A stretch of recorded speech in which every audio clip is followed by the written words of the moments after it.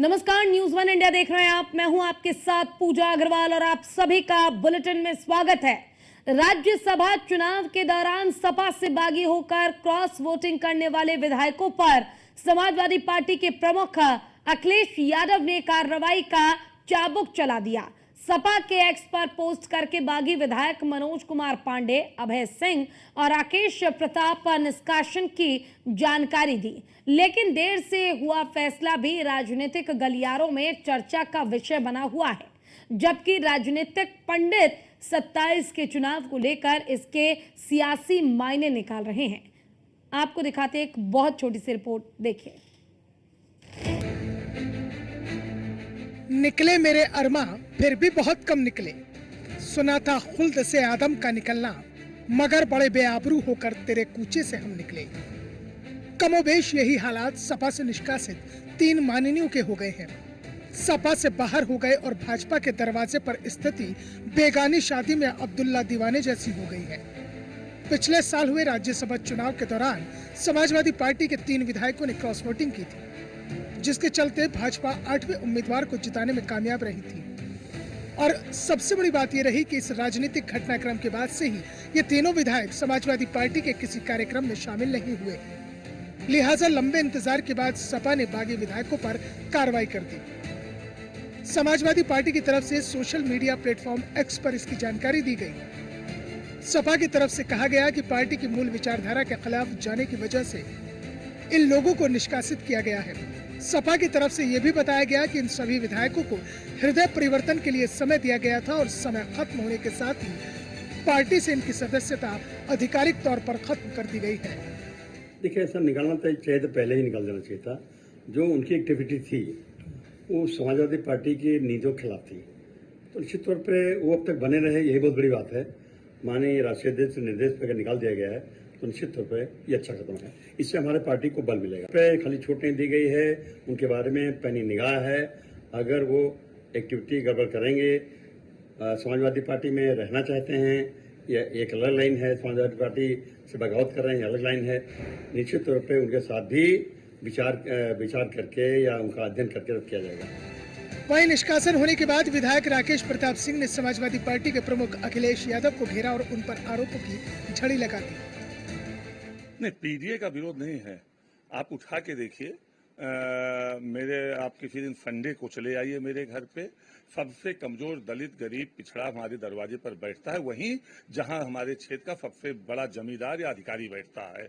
जो गुड़ पानी उसके लिए है वही उस गरीब के लिए भी है। कोई जमीन पर नहीं बैठ सकता है।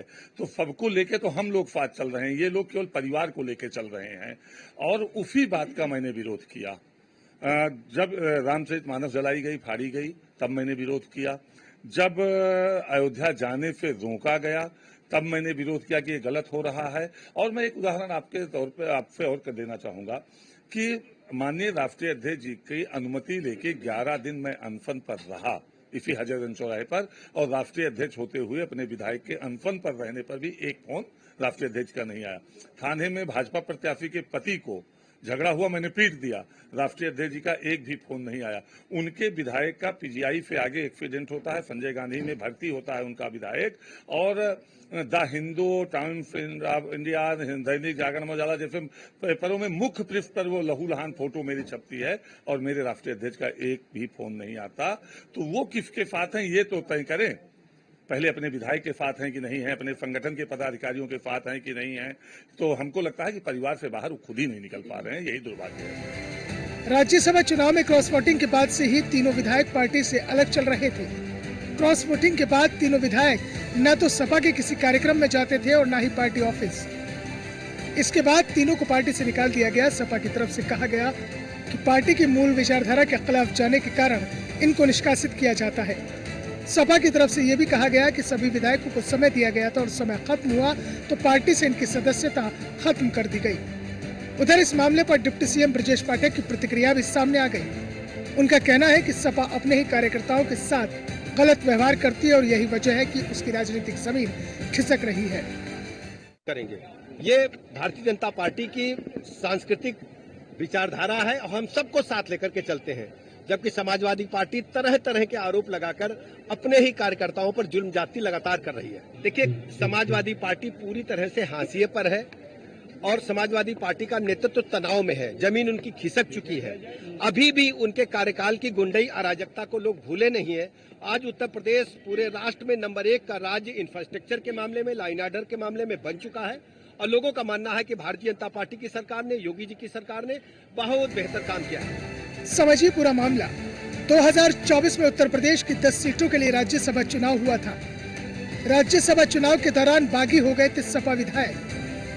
पिछले साल चुनाव में की थी क्रॉस वोटिंग। मनोज पांडे, राकेश प्रताप सिंह और अभय सिंह हुए थे बागी।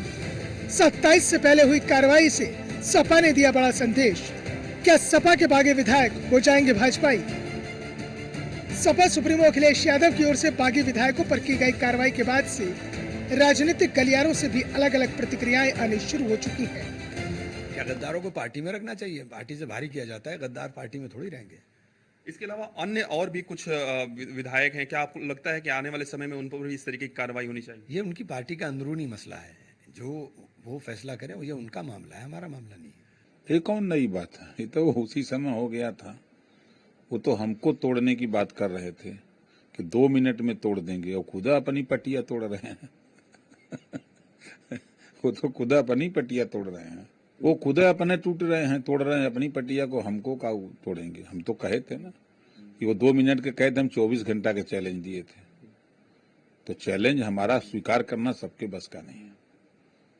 तो वो उनका विषय है। वो तो उसी दिन तय हो गया था कि ये लोग इनके साथ नहीं रहेंगे।